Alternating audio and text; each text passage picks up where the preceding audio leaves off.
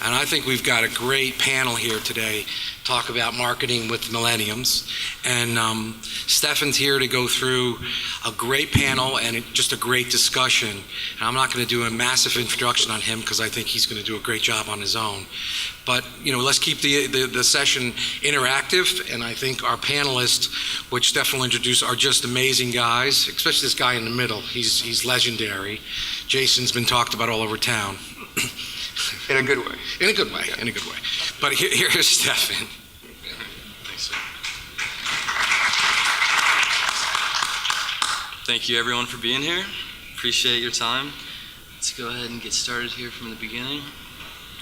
So the topic today will be millennials, of course. I'm sure you guys are all well aware of that. And you're here to learn about millennials and this coveted word that everyone seems to be using these days. So we'll go through some case studies that Adam and I have. Adam's got some killer videos from Cox and some metrics that he'll go over. And then we'll get into your questions and really keep it interactive from there. So some really generic facts to start off with. Millennials, I'm sure you guys know, are... Move forward a little bit, I guess. Millennials, as I'm sure you know, are 1980, 2000, born in that time period. So right now they're 18 to 34. There's coming up on 80 million of them in America alone. And that means that $1.3 trillion in buying power, and that's a fifth, about 20%, a little over 20%, I think it's 21 or 22% of what America's buying power is in total. Keep going from there. They're checking their smartphones 43 times per day. I tend to think that's on the very low side. I've seen numbers up in the hundreds, but 43 times a day is still a couple times an hour. I'm doing it much more often. I'll be checking right now for your hashtag tweets to try to follow along and shout you guys out when I can. So to follow that up, 43 times a day on their smartphone, consuming upwards of 18 hours of media per day in lots of different forms. So that's every waking minute that we're awake, we following some kind of content, engaging with something. We're consuming just astronomical amounts of this stuff in people our age and younger. So that means 23 hours, about 4 hours, 5 hours a day on social, and that's not consistent, but pick it up here and there, do some Snapchat, do some Instagram, do some Twitter, some Facebook. It's a constant thing for millennials these days. It's just a part of life. So what matters to these guys? First and foremost, this is something I can relate to, is like a Reddit type example where it's a constant black hole of entertainment. You're just clicking and clicking and clicking. It's BuzzFeed, it's Reddit, it's all of those kinds of channels. It's The Onion, it's BuzzFeed, it's all those. So immersion is important to them in terms of content. Just keep going and going. You're getting lost on the internet, just getting yourself into these dark holes and little nooks and crannies, having a lot of fun. Next is being in the know. This is especially important in the financial industry, financial services industry. So providing mortgage guides, different information people can use to better themselves and their financial standings. And that also crosses over to all kinds of different industries. So it's not just finance, but anytime you're offering value, they're going to follow along and it's really going to resonate. When you treat them like a partner and not a purchaser, and I think that one especially is important. They're in it. They're in the journey with you. They're on the journey with you. They're in it for the long run. They want to follow you. They want to help you. They're really, a part of your brand at that point. So you want to make sure that you're treating them that way. They're not a purchaser. It's not just sales. You're not just firing off messages to, sell to them, but instead you're really interacting with them, engaging, conversating, and filling them in on all kinds of little parts, which leads to the next point of social responsibility, and that gets into transparency and really just being proactive about telling them what's going on, what you're doing, even in messages, opening up, saying, I might be the social media manager. There's different tactics in terms of how you manage your brand, whether you want it to be very, very personal or more of the brand experience. Oops. I think I got booted there.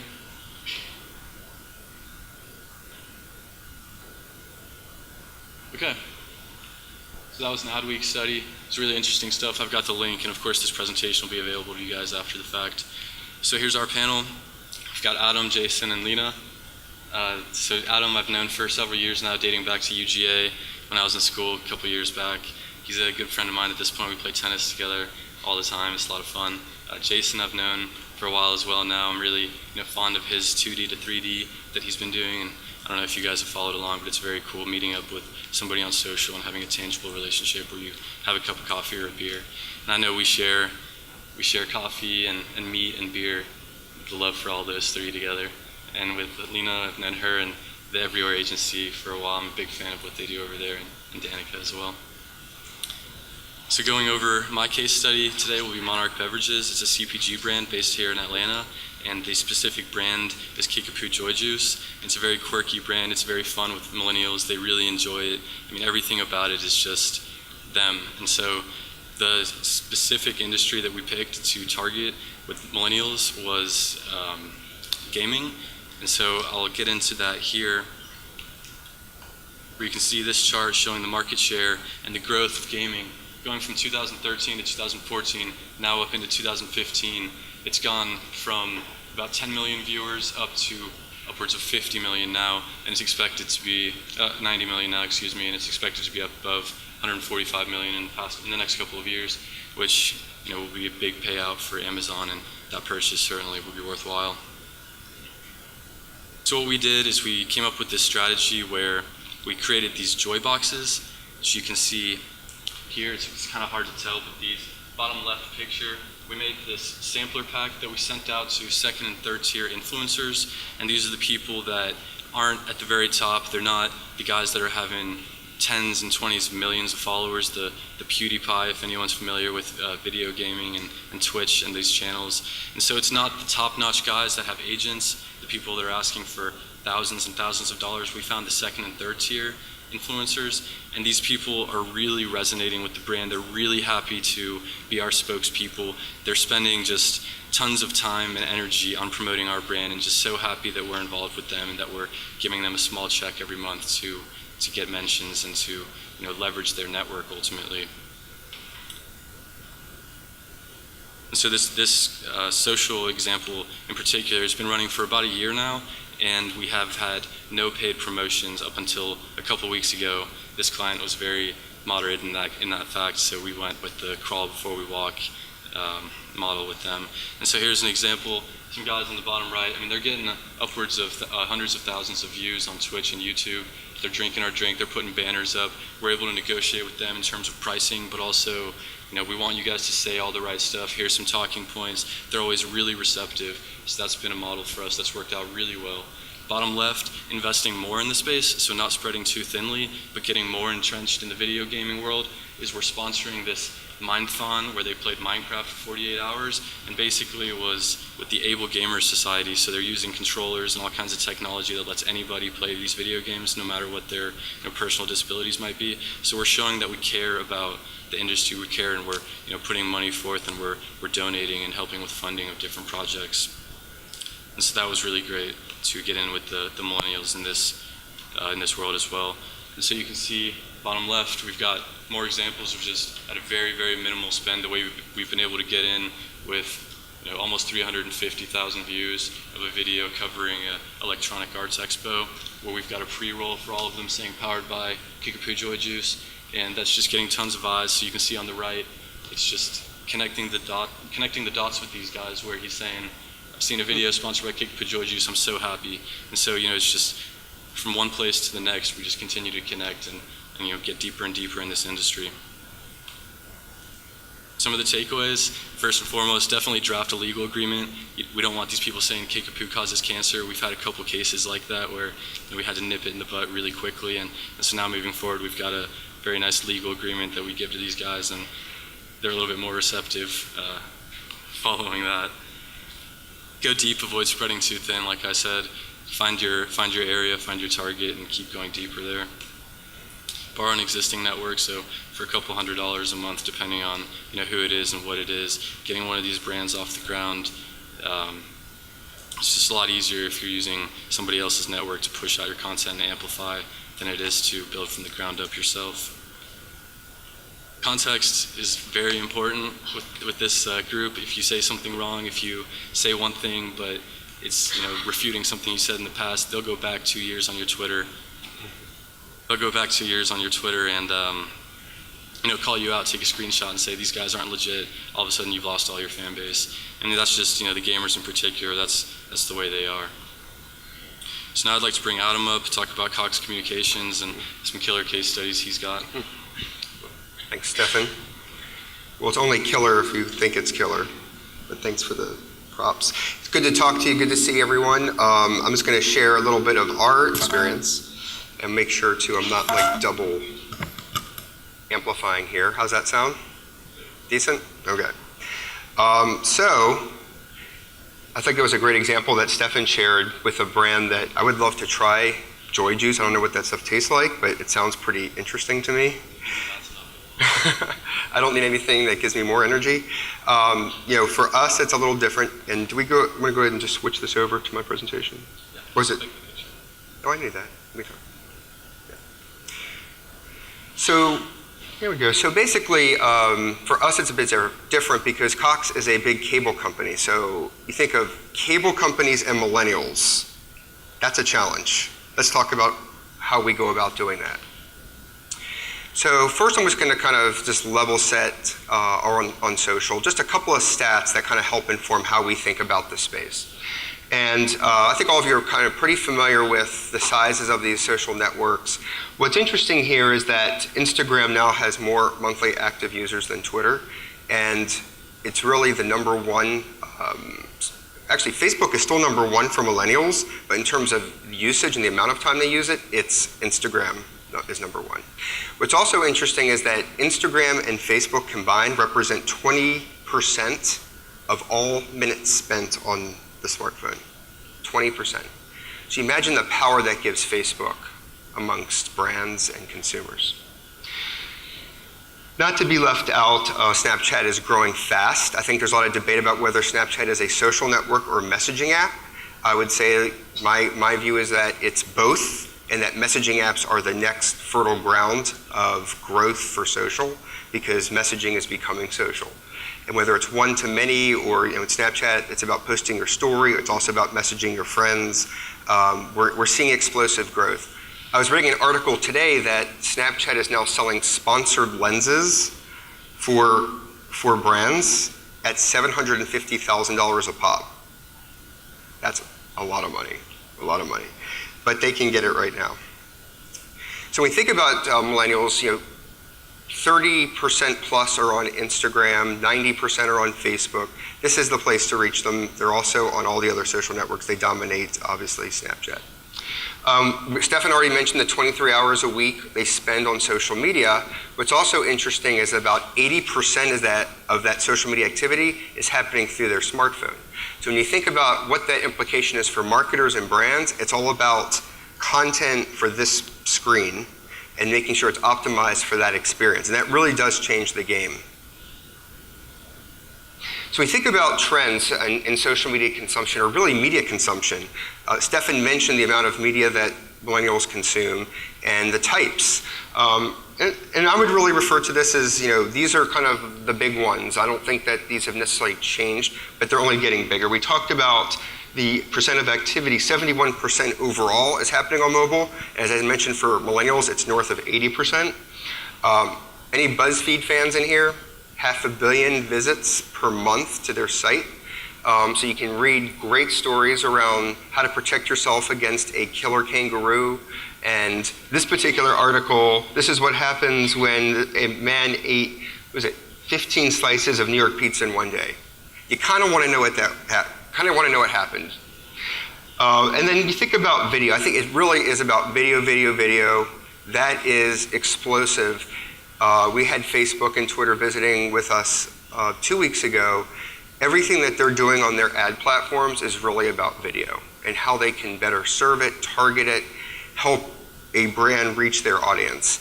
And as Steffan mentioned, now they also have access to creators, animators, original content producers, and they're really trying to work with brands to create great content because, as we mentioned, if it's not good and it feels like a commercial, everyone's going to ignore you. And finally, we talk about Snapchats, almost 9,000 Snapchats per second. And we know that it's really just starting to open up for brands. And so that's going to become another huge opportunity. So when we think about the way we approach content marketing, and this is really kind of going to inform how I talk about how we go to market with millennials.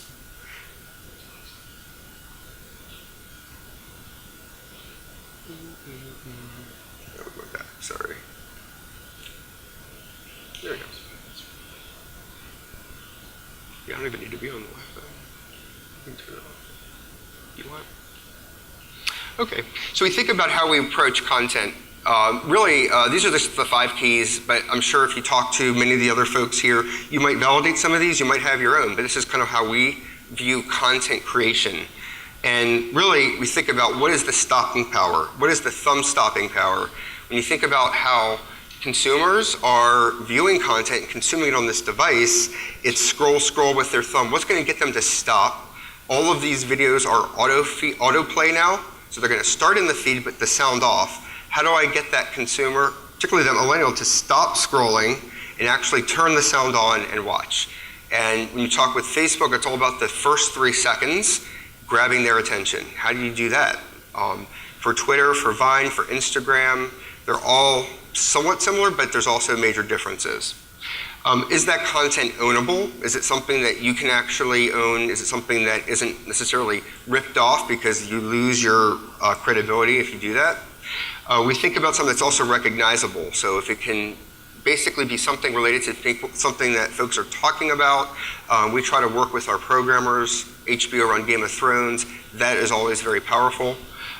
Simple and a clear brand message, those are pretty standard, but not always necessarily easy to do. So when we think about Cox, for those of you that may not be familiar, Cox is based here in Atlanta, Cox Enterprises. I work for Cox Communications. We're the 3rd largest cable company in the US, 20,000 employees throughout the country, and about a $12 billion company. And we're operating in big markets, not here, but like New Orleans and Phoenix and San Diego, Las Vegas. So, we're really thinking about, look, we have tremendous competition. We think about video disruption. We're competing against the likes of, you got the AT&Ts, the Verizons, then you've got the disruptors like Netflix and Google Fiber now coming into some of our markets. So this is a very disruptive category, and we are offering, video, cable TV, high-speed internet. So, we have to connect with consumers in a way that we never have before. And social is a key way that we're, thinking about how to do that.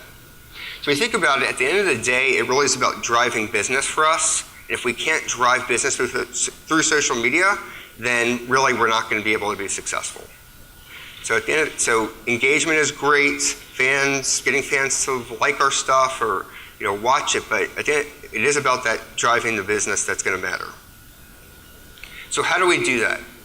Well, the strategy for our social department at Cox is really 3 areas. One is about increasing brand presence for the company.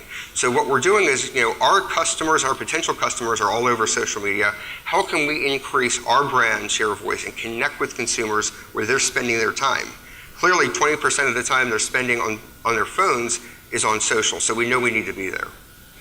Brand preference is really about when they're considering their service, who do they go with, right? And we want them to consider us and prefer Cox, so how do we leverage that opportunity? And finally, we want to sell stuff.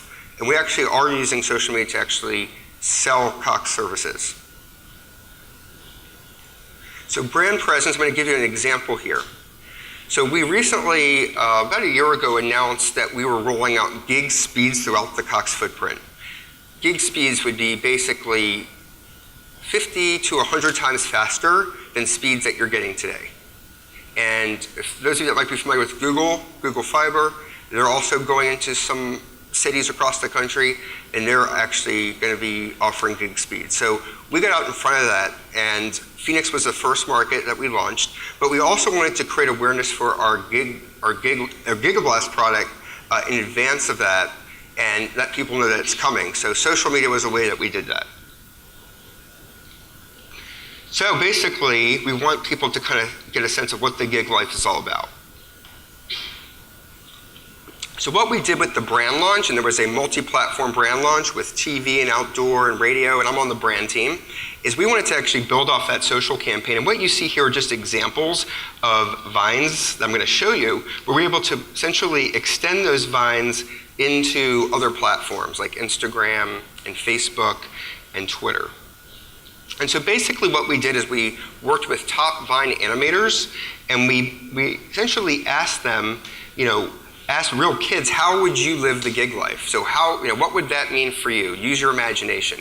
And we featured those kids' actual voices on our radio spots, and we also showed some of their imaginations in television, but we wanted to have Vine animators actually bring their imagination to life.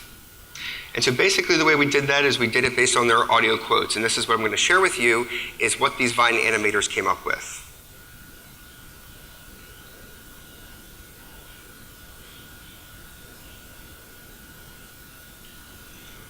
Possibly. There we go.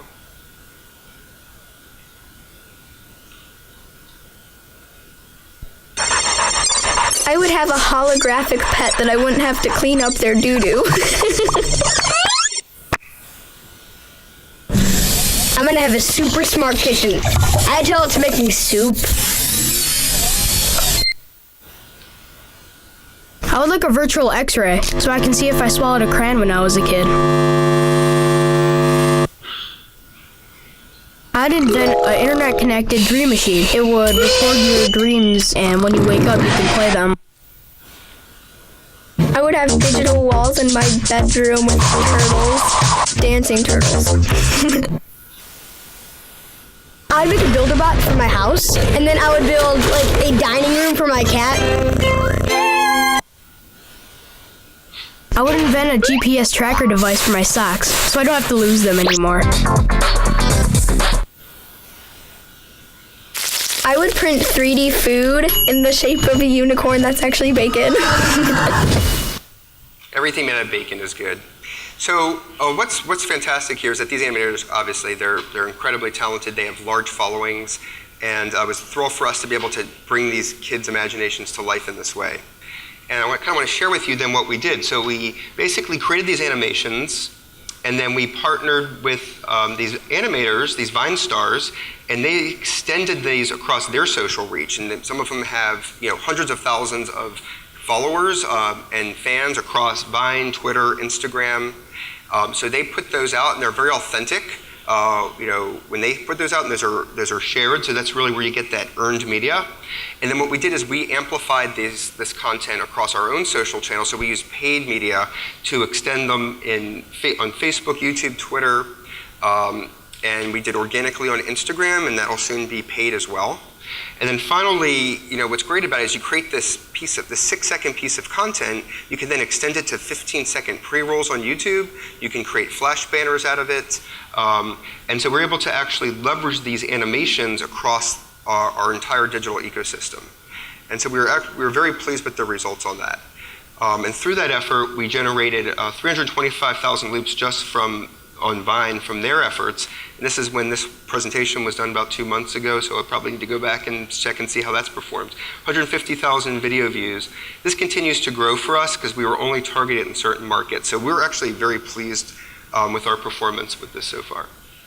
The next one I'm going to share with you is part of this gig campaign launch is we were targeting influencers. We'll be talking about that with the panelists in a moment with some of their experience. But the idea was, we wanted to reach our millennial influencers primarily in the Phoenix market is where we launched first.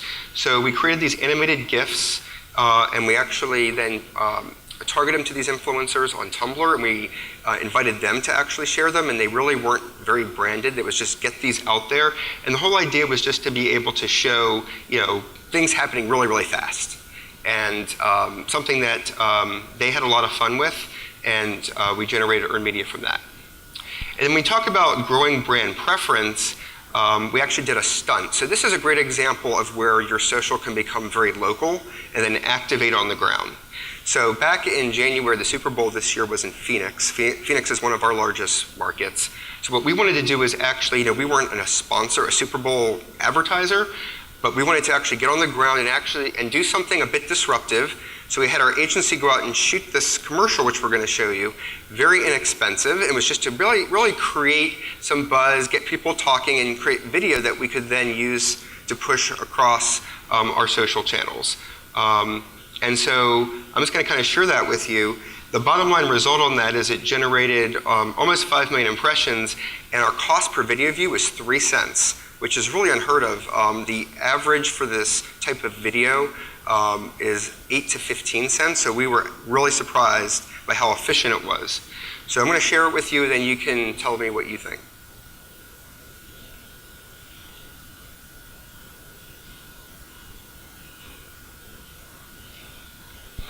Thank you so welcome. Have a good day at work.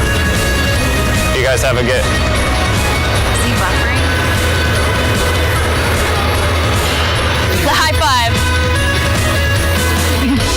Yeah, no arms out. I gave you my high five already. You're freezing again, are you? What are you doing?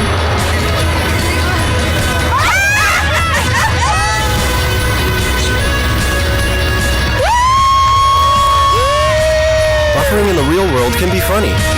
Buffering video never is. Buffering.com was a place people could go, and it was really just to create an environment where we could share these stories and put this content up there. And we really like this idea. We're actually going to build upon it, but we're going to do it even in a bigger way. But I think this is just a good example. I think that video may have cost 20 grand to shoot, and we'd be able to get a lot of leverage, a lot of great engagement through our paid efforts. We're driving a lot of media efficiency. So just a fun way for us to kind of get the message out. So finally, before we kind of go and start talking and discussing this with our panelists, I'm going to give you an example of actually driving sales through targeting millennials. And this is an example of a campaign. Really, the idea around it was to develop social-first content targeted towards millennials. So really, that thumb-stopping content that I mentioned earlier. And really, this was the first time we actually created video that was truly optimized for the phone, to really try to catch their attention the first 3 seconds and really focus on the millennial market. And we did it basically making fun of millennials. And really, that was really the idea behind it. It generated a 40% higher view rate than with millennials than it did with any other demographic category. So that showed us that this actually resonated with the target. So I'm going to share that video with you, that spot. We had long form and shorter form, and then I'll share a couple of those results.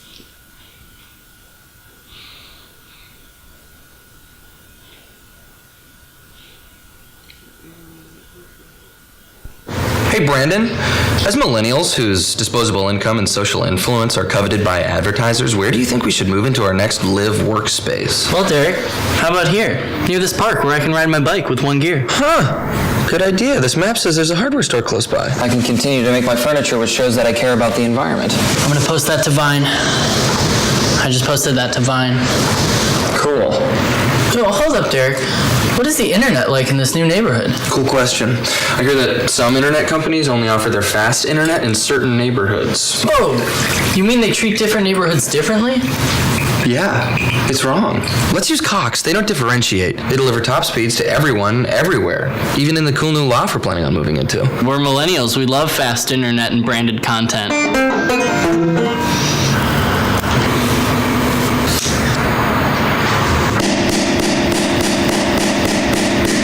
If you or someone you know is a millennial, tell them about Cox. No slow zones, bro. So how many millennials do we have in the audience? Raise your hand if you're under 34, pretty much almost everybody.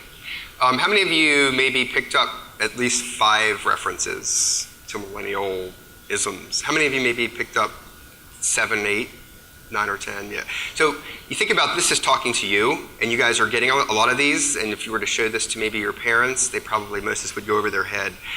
And millennials created this spot. Like our agency team is all millennials. So I think it's just a good example of you can't take the idea was to kind of talk to this audience, not take ourselves too seriously. That reference about we don't delineate between different neighborhoods and pick and choose. That's speaking to the authenticity Steffan talked about. That there are competitors of ours that do decide which neighborhoods get faster speeds than others. And so we're kind of like capitalizing on some of these areas where we know millennials, things like that matter to them, and allow them to live their life in the way that they want to. So that spot, as I said, came in. We actually had that in many different lengths and formats, but I wanted to show you the whole thing. So just to kind of bring that to a close, what we did is we retargeted. So one thing that's going really well right now, and I think it's probably one of the best things that Facebook is doing and Twitter is now doing it, is where they have the sequential video viewing. So I can show Jason or Lena or Steffan, once you see the second video, then you will get retargeted with a photo post. And so you've watched the video twice, you have context, the video's not selling you anything, it's merely engaging you. And then we're actually then trying to then get you to click through to our site. And then that's an ad that you might actually see either in the news feed or along the right rail on Facebook. And it's become a very successful campaign. We're getting 30% higher conversion rates than just video link ads by themselves. So this goes back to the point we were making earlier that you don't try to sell them in that video in the newsfeed. You do that, you're done. You entertain, engage, and then you can retarget them, and they say, oh, I remember those dudes, and then they're much more likely to click through and convert.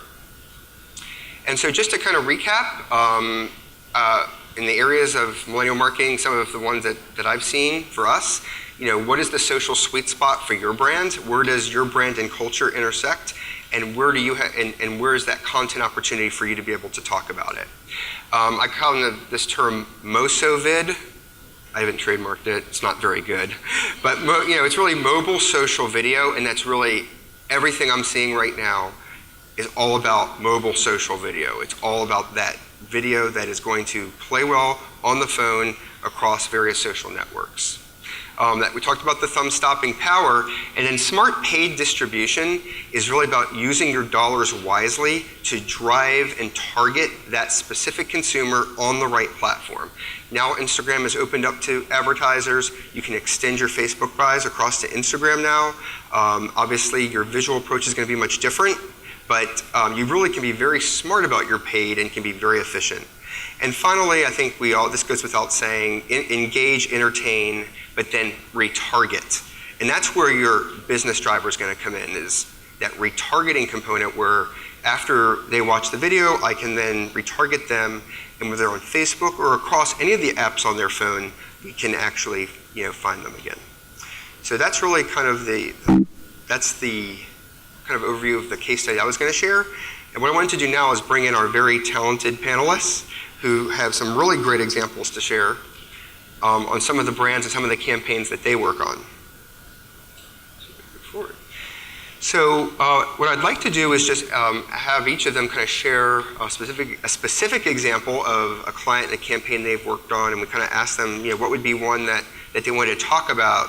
I'm actually going to ask each of the panelists to introduce themselves and their role at their company, and then talk about the example that they had that they want to share with you around their millennial marketing effort. So I'm going to start with Lena, who's on the far end here.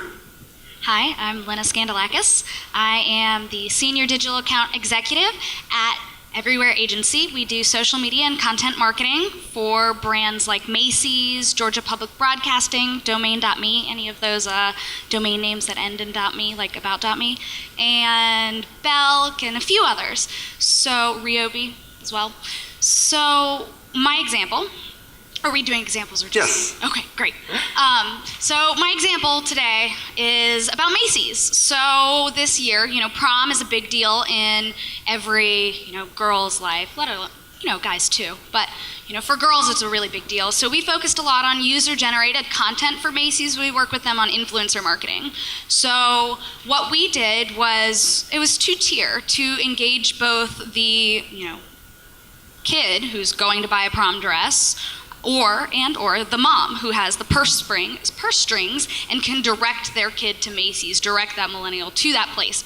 So we went ahead and did an Instagram campaign for them. So we, gave them some money to go and pick out their perfect prom dress, and had them go into the store and try on a bunch of different dresses and take pictures of themselves in those dresses and post them on their accounts to help create awareness that Macy's has this prom initiative going on. Look at these amazing dresses that I have. And then on the other point of that is to get the mothers to say, look at my daughter. She's got this amazing, beautiful dress. Wouldn't you like to take your daughter here? Because really they're the ones with the purse strings. So yes, millennials, the kids are the ones who will tell their parents where they want to go, but parents are ultimately the ones who are going to be spending the money. So that's where we got off on those two different parts of the campaigns. Yeah, just to... It's a good example. Yeah, to go from there. Thanks for sharing that. And Jason, you and I talked about one of the campaigns you worked on when you were at Engage with Fuse, and also introduce yourself. Yeah, absolutely. My name is Jason Dominy. I'm a social media manager over at the Dalton Agency. We handle clients over a broad spectrum of sort of types. We have a Georgia Aquarium. We have the Atlanta Zoo. We have Zoo Atlanta. We have the state of Georgia. We have I don't know why I said Georgia Aquarium. We do not have Georgia Aquarium. We were talking about Georgia Aquarium. We have Zoo Atlanta. We have the state of Georgia. We have the American Heart Association. We have the Jacksonville Jaguars. We have just a broad spectrum.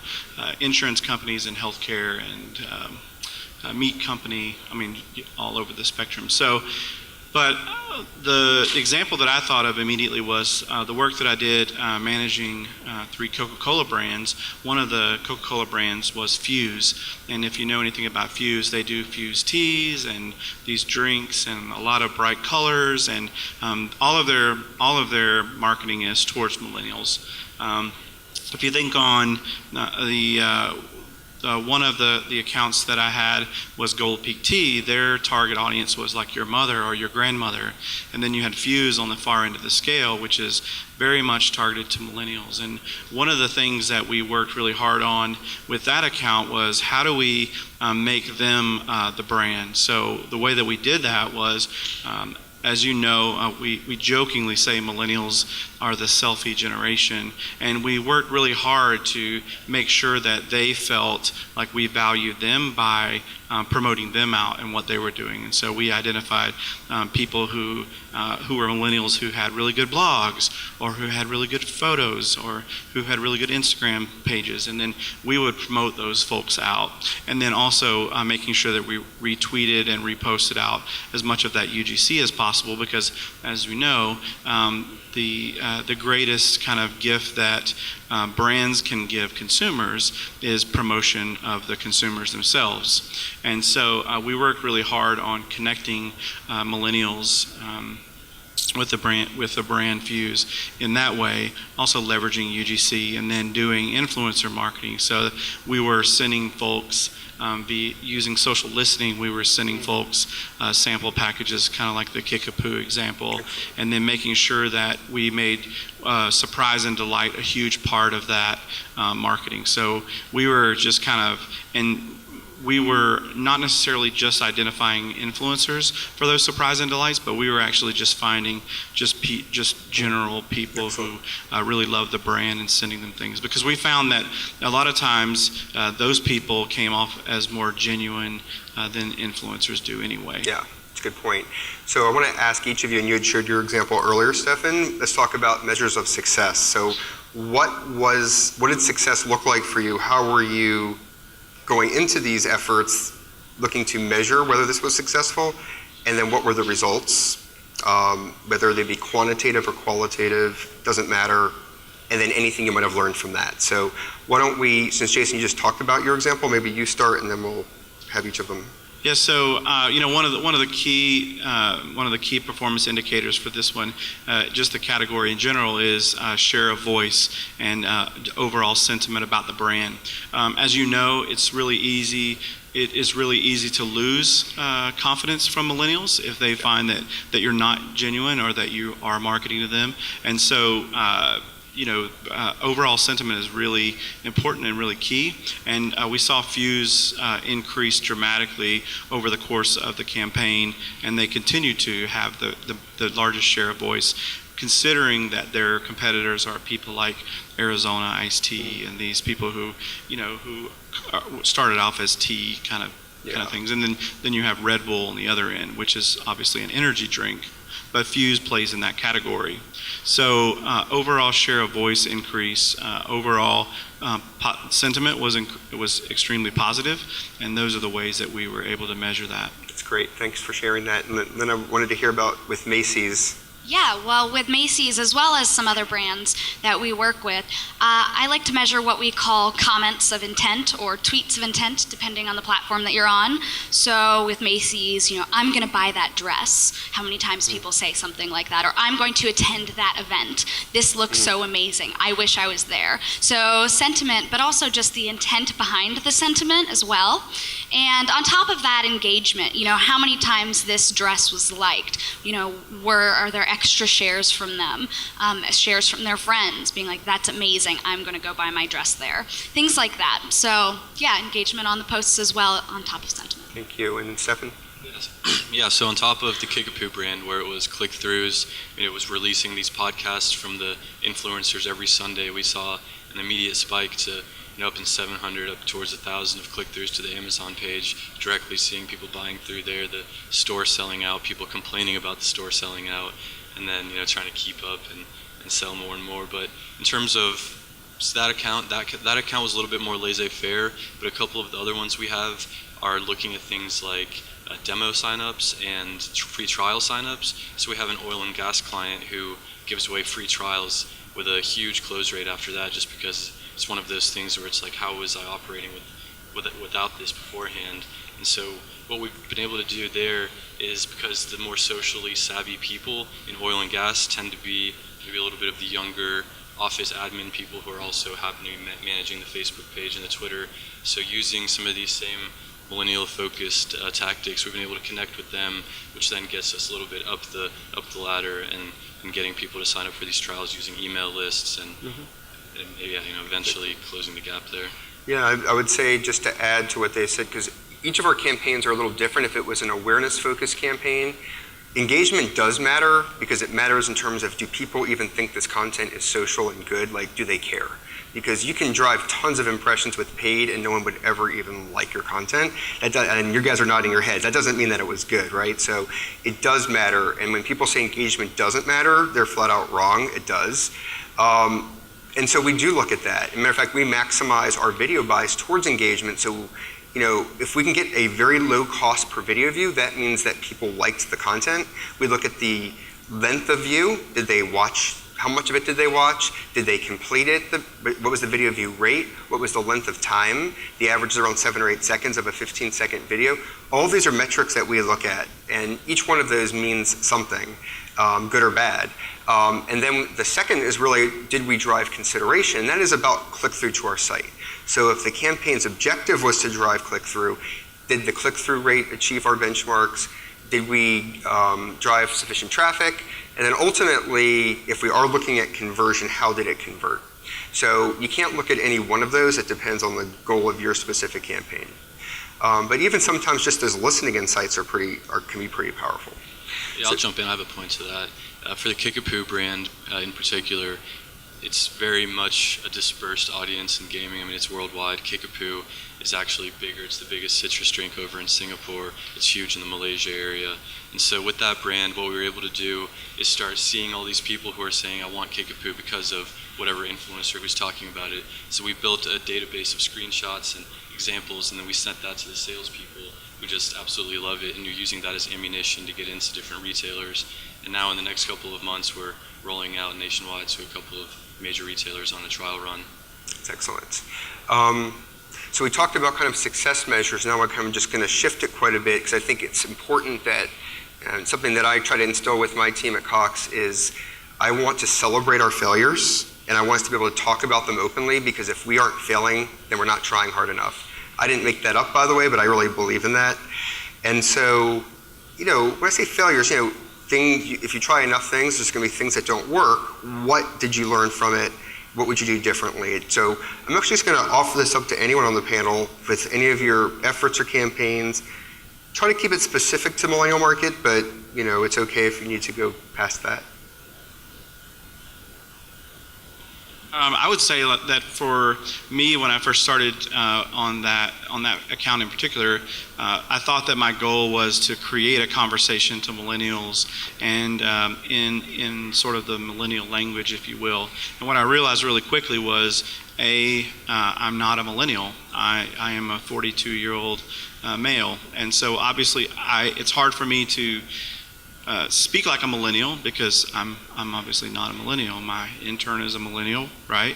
I have friends that are millennials, but in starting a conversation and trying to sound like a millennial, obviously it was disingenuous and disauthentic, and I realized really quickly that the best strategy for me was to join the conversations that were already happening with millennials, then creating these conversations, because if I was joining the conversations, I could gauge what the conversations were about, what they sounded like, what they seemed like, and what was important about them, but B, by joining those conversations and using social listening to join those conversations, I actually became part of this conversation rather than just driving it, because I feel like a lot of times, again, they are really tired of being marketed to, and by joining it, we were able to participate in it in an objective way. That's great. It's a great example. And Leno, how about you?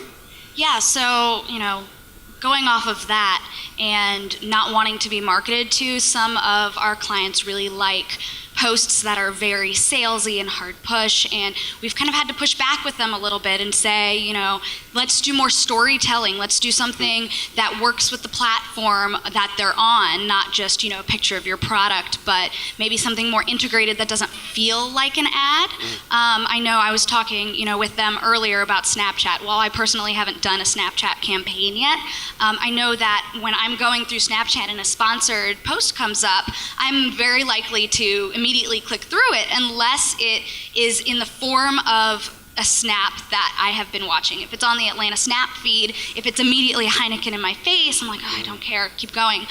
But if it feels like it's authentic, it's something fun to the community, and you're going off of the voice of that platform, it's really gonna resonate more with the influencer with the consumer than just a pure hard push marketing ad would be. So Lena, I'm going to just ask you to dig deeper. Is there an example of a brand that you think has done a good job with any of the ones that you've seen on Snapchat? Yeah, I actually ran into a Coca-Cola Snapchat ad.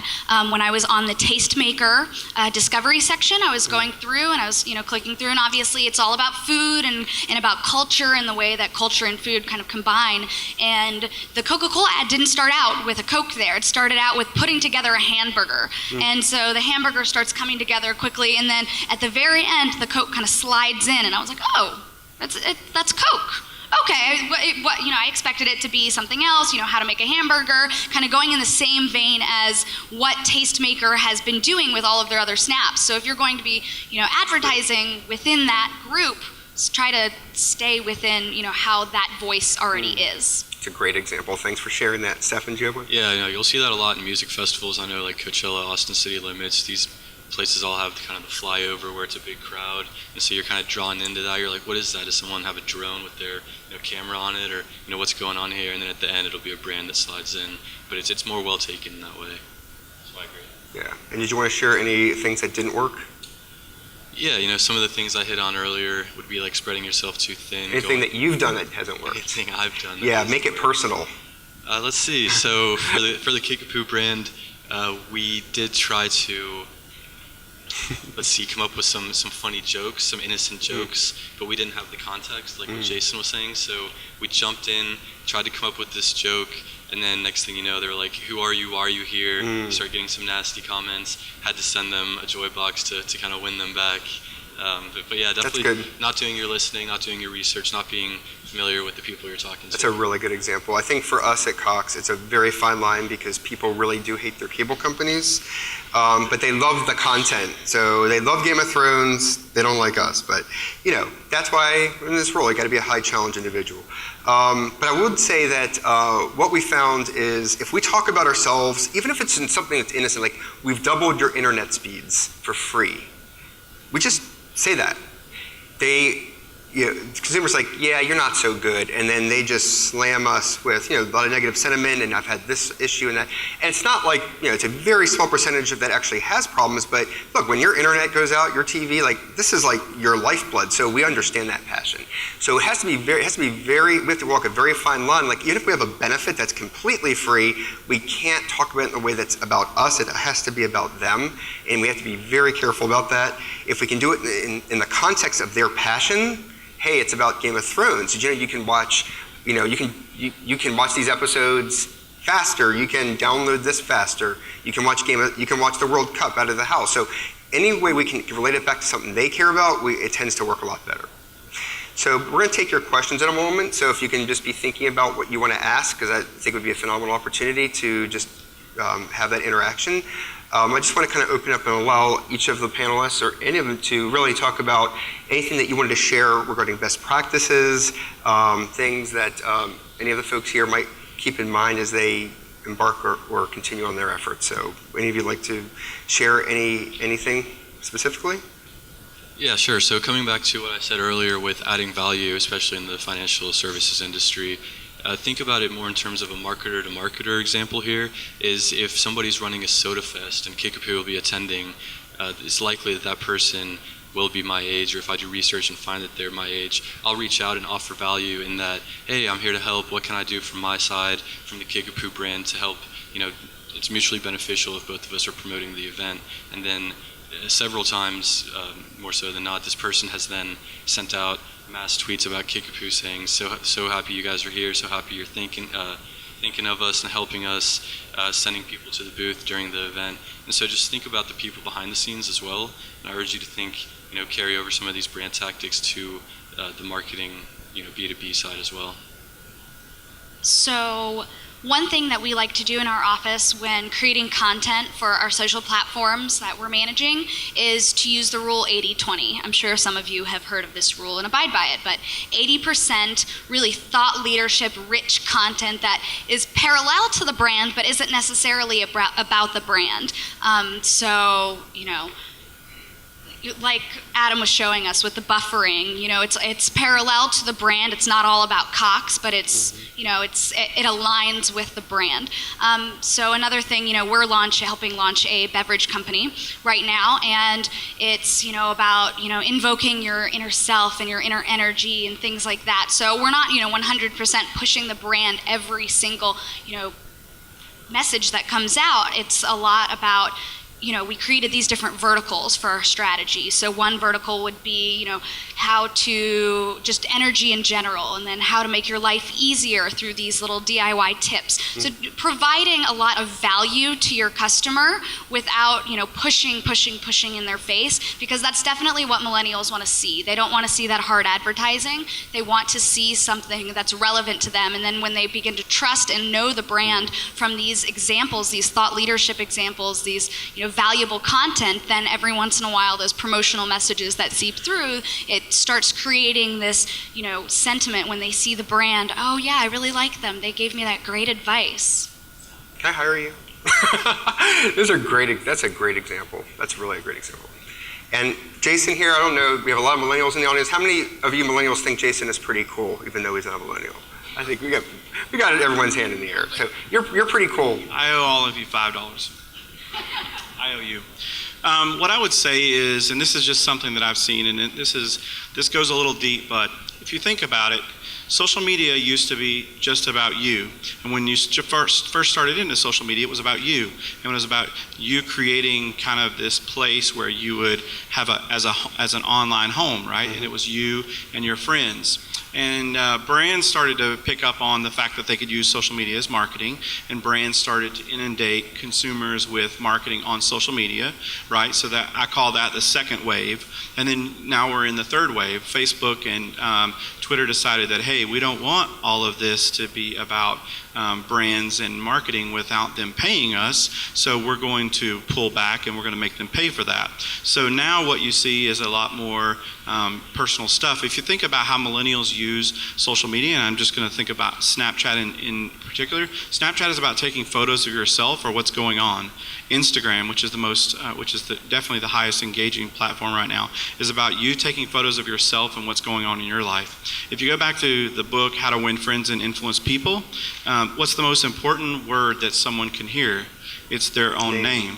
And so really the more that we make it about them and the more that we make our social media about our consumers, the more successful we'll be, because the millennial generation really literally is about them, and it's about them taking back their social media. So we talked about their attention span.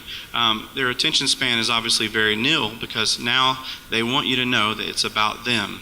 And when we can create those short videos where it's about making a hamburger, and then at the very end it slides a Coca-Cola, as you can see, we're not making it about us, we're making it about them.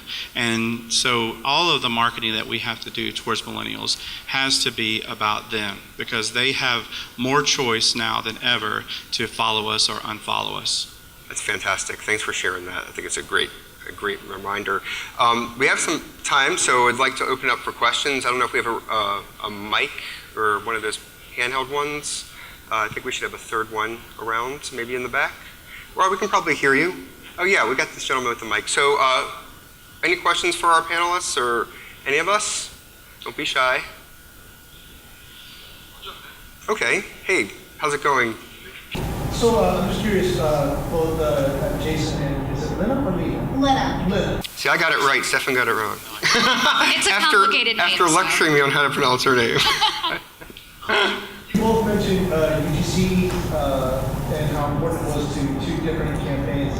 I'm wondering, what did you offer the participants in order to get them to post that content? It's something that we do quite a lot where I work, and sometimes it's like pulling teeth for people to post a picture.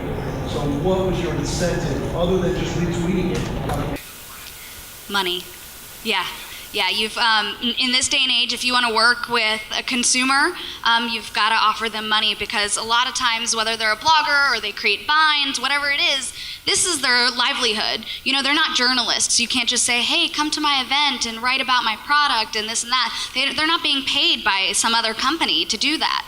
So giving them money, you know, really helps with that. I mean, depending on what product it is, you could potentially give them product, but is it really worth that amount? You know, with this beverage company, we could give people free beverage. Does that guarantee they're going to write about it? Not necessarily. So that's, you know, money comes in. And Grayson is a former colleague of mine at Turner. He runs social for Morning Express. If you're a fan of Robin Mead or want to meet her, go talk to him. She is phenomenal. It's a good question. Matter of fact, you know, I kind of like, one of my hobbies is cereal. So I'm kind of a cereal brand ambassador.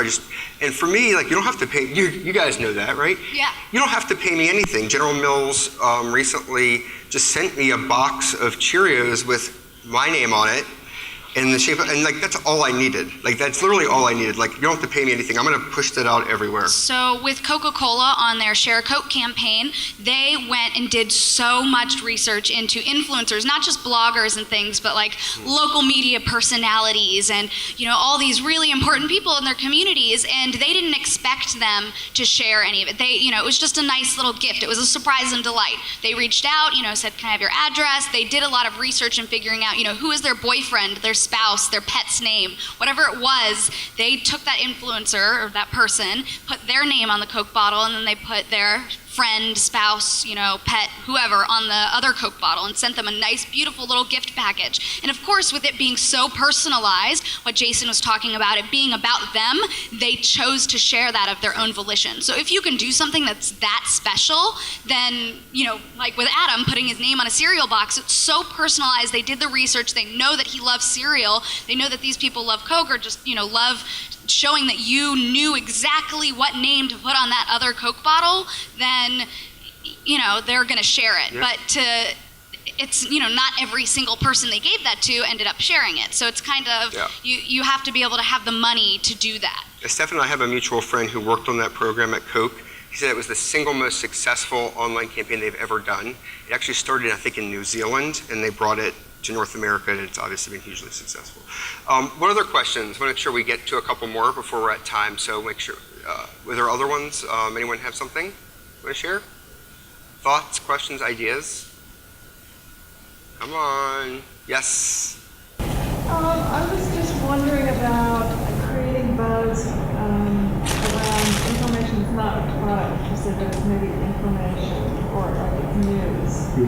So how to get kind of those conversations when it's a drier product that you're trying to push. If you have any thoughts about how to get that kind of, generate that kind of buzz. If it's about news, talk to Grayson. That's what he does for a living.